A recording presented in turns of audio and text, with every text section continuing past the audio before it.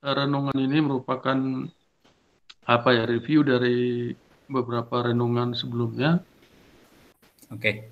dan beberapa mungkin udah disinggung di waktu video call ini. CDM Nasional Tempo Hari.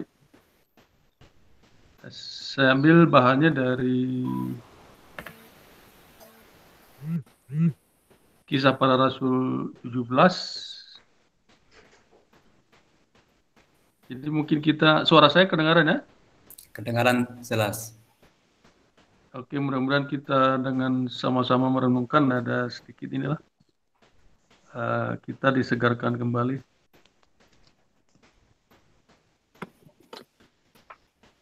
Nampak ya? Nampak, Bang? Oke. Senang di CDM Rek 1 kita buat seperti ini karena sudah lama dulu kami sama Mas Pras aktif di CDM nasional, beberapa kali ke Asia Pasifik juga. Jadi ini senang di Regional 1 kita buat semacam ini untuk saling bersinergi ya, saling mengingatkan. Nah, ini sehubungan dengan istilah new normal ini.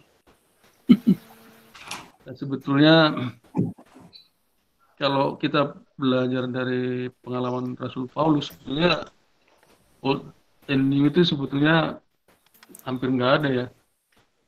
Kalau new normal darurat, Paulus darurat terus.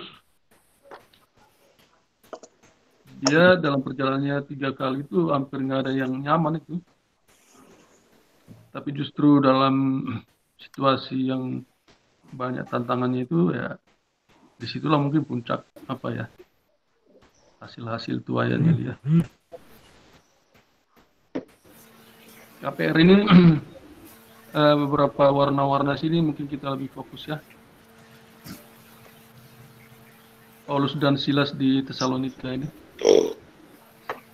Seperti biasa Paulus masuk ke rumah ibadat. Nah, ternyata mungkin basisnya dia itu memang rumah ibadah orang Yahudi. Dan justru tantangan paling berat dari orang Yahudi. Tapi dia di situ terus, setiap di kota dia masuk rumah ibadah dan menyampaikan 3 hari Sabat berturut-turut dia membicarakan dengan mereka bagian-bagian maksudnya dari perjanjian lama ya, dan nubuat dan pemenuhannya dijelasin. Di warna hijau berikut beberapa orang dari mereka menjadi yakin dan menggabungkan diri. Maksudnya itu mungkin dari orang Yahudi ya, menggabungkan diri dengan Paulus dan Silas yang mereka tim. Anehnya dibilang sejumlah besar orang Yunani yang takut kepada Allah. Dan tidak sedikit perempuan-perempuan terkemuka. Jadi yang membesarkan hati, di mana-mana ada orang yang takut akan Allah, yang bisa bergabung setiap saat kepada kita. Walaupun nanti di Athena orang Yunani juga mengejar-ngejar Paulus. Jadi tantangan tetap ada, tetapi yang bergabung juga banyak. Tetapi orang-orang Yahudi menjadi iri hati dan dengan dibantu oleh beberapa penjahat dari antara petualang-petualang di pasar, mereka mengadakan keributan. Jadi ada kekacauan, sengaja mau menangkap Paulus dan Silas. Dan ini mereka rupanya menumpang di rumah Yason. Yason ini ada tradisi bahwa dia bishop di sekitar Athena situ ya, di Berea kalau nggak salah. Dan kemungkinan juga dia katanya murid dan masuk murid 50. Jadi semua latar belakang mengenal Allah itu bergabung sebetulnya dengan Paulus, jaringan pelayanan Paulus. Paulus mau diadukan ke sidang rakyat ya. Seperti biasanya, tadi juga dia di rumah ibadat, tetapi pada malam itu juga segera saudara-saudara di situ menyuruh Paulus dan Silas berangkat ke Berea. Sekitar 70 kilo ya.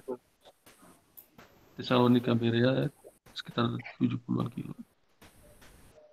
Di situ ternyata ada juga saudara-saudara yang menyarankan dia mengungsi. Dan seperti biasanya, setibanya di situ, pergilah mereka ke rumah ibadat. Dan kebiasaannya gawat darurat tetap ke rumah ibadat. Ini terkenal karena ada dari kita juga dari kelompok Berea ya. Lebih menikmati ayat ini. Orang-orang Yahudi di kota itu di Berea ya, lebih baik hatinya. Nah ini juga Paulus dan Silas ketemu orang yang baik juga. Selain pengacau, banyak yang baik-baik. Karena mereka menerima firman itu dengan segala kebenaran hati.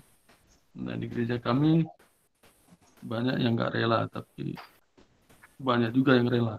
Nah itu hiburan bagi kita. Setiap hari mereka menyelidiki kitab suci untuk mengetahui apakah semuanya itu benar demikian. Oke ya, lancar ya. Lancar. Banyak di antara mereka yang menjadi percaya di Berea itu. Juga sedikit di antara diulang lagi banyak perempuan terkemuka. Wah, hebat juga rupanya waktu itu ya. Dan diulang lagi dan laki-laki Yunani di Tesalonika dan di Berea banyak perempuan-perempuan terkemuka dan orang Yunani bergabung. Seperti biasanya juga. Tadi seperti biasa rumah ibadat, ada saudara-saudara. Ketika orang-orang Yahudi dari Tesalonika tahu bahwa juga di Berea telah diberitakan firman Allah oleh Paulus, datang juga mereka disusul 70 kilo mereka ke sana menghasut dan menggelisahkan orang banyak. Jadi kebiasaannya itu orang bergabung dan orang yang ngaco. Kabar baik buat Paulus dan Silas, kabar baik buat kita juga. Tetapi saudara-saudara menyuruh Paulus. Jadi di Tesalonika disuruh juga. Dari Berea juga segera berangkat menuju ke pantai laut, nanti di kereta ya mereka ke tepi ke arah laut luas. Di sini banyak nama-nama. Kabar baiknya adalah Paulus dan Silas dikelilingi oleh saudara-saudara. Ada Silas, ada Timotius, ada orang-orang yang mengiringi Paulus menemani sampai ke Athena, dan seterusnya dan seterusnya.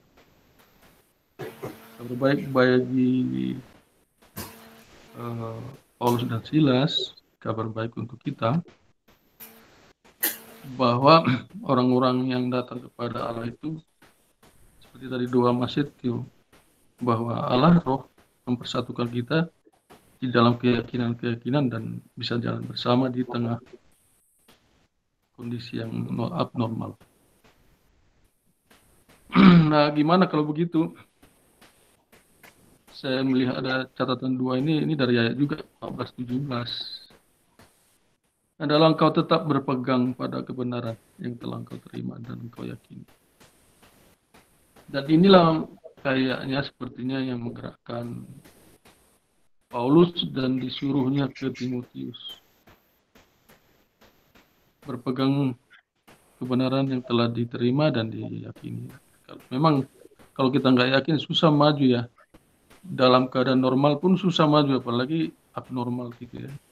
Jadi memang harus terus berpegang pada kebenaran dan keyakinan kita tentang pemerintahan dan lain-lain sebagainya. Dengan demikian, tiap-tiap manusia punya Allah diperlengkapi untuk setiap perbuatan baik. Nah, ya saya tadi melihat waktu merenungkan ini, memperlengkapi dalam hal apa? Bukan hanya metode dan cara-cara pendekatan, tapi diperlengkapi dengan orang-orang. Teman-teman sehati. Jadi mungkin yang kita nanti sharekan bagaimana kita bersinergi, Silas, Timotius, ada Yang lain-lainnya ada orang Yunani yang lain, ada perempuan-perempuan terkemukaannya. Saya pikir bagaimana kita fokus. Nanti Rek 1, saya pikir akan memikirkan gimana kita hal-hal apa yang bisa kita share untuk saling membesarkan hati supaya tidak tenggelam di dalam arus gereja sebetulnya yang banyak tradisinya. Mungkin nanti kita share lah ya. Banyak hal, dan saya agak bersedih karena gereja sekarang belum melihat apa yang esensial ya. Jadi masih asal ibadah, online pun wartanya sama. Kami kaste juga, saldonya juga dibacain, ulang tahun juga dibacain, persis seperti ibadah mingguan. Jadi nggak ada yang berubah. Nah, bagaimana kita produktif di tengah-tengah new normal, apakah new normal atau old normal atau abnormal, ya kita bisa saling membesarkan nanti. Tapi yang jelas, saya pikir kalau kita fokus, ada keyakinan dimanapun kita berada, selalu ada hal yang Tuhan pimpin kita semua. Saya pikir demikian teman-teman semua. Makasih Bang. Makasih. Ya, makasih Bang. Terima kasih Bang Samsir. Untuk menguatkan pesan yang Bang Samsir sampaikan dari Kisah Rasul, silakan kalau ada 2-3 orang atau beberapa yang ingin memberikan respon, saya persilakan. Sesuai dengan apa yang didengar dan Tuhan bicara dalam hati kita.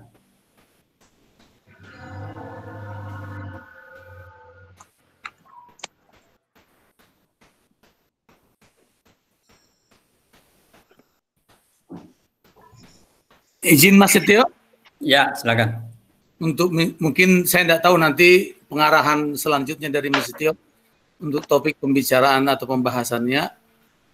Kira-kira konteksnya, kalau boleh Bang Samsir nambahin informasi, konteksnya dia Paulus dan Silas tadi itu, katakanlah, saya tidak tahu apa dalam konteks dia beribadah dia menyampaikan firman Tuhan, atau di rumah ibadah itu memang konteksnya untuk menginjilin atau apa ya Bang? Bisa kasih gambaran lagi nggak Bang? Kelihatannya itu tempat sama seperti waktu Yesus membacakan kebuatan tentang dia. Kelihatannya itu ada mimbar bebasnya. Jadi bukan konteks ibadah ya? Bukan dalam bentuk ibadah formalnya, tapi mungkin ada diskusinya, ada bisa sharing-sharingnya, karena dia cukup intensif juga membagikan gitu kan selama 3 kali hari Sabat gitu, berarti memang ada untuk itu selain ibadah formalnya ya, persembahan-persembahan gitu. Saya pikir begitu. Oke. Ya, silakan. Ini kita masih respon terhadap firman Tuhan yang disampaikan untuk menguatkan dan semakin menghangatkan.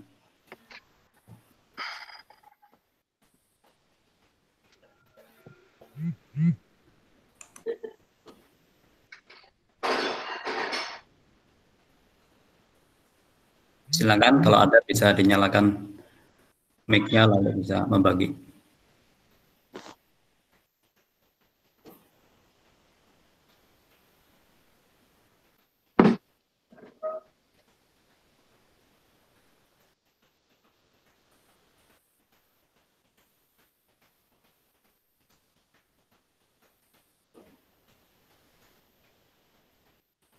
Tidak ada?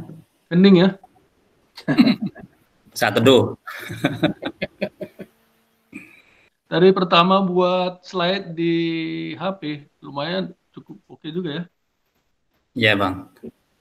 Pengalaman yang baik bisa buat slide di HP dan presentasi dari handphone, jadi tidak perlu laptop ya. Yep. Itu juga sudah pelajaran yang baik. Seperti Paulus ya, pelajaran dia tapi tetap bisa produktif.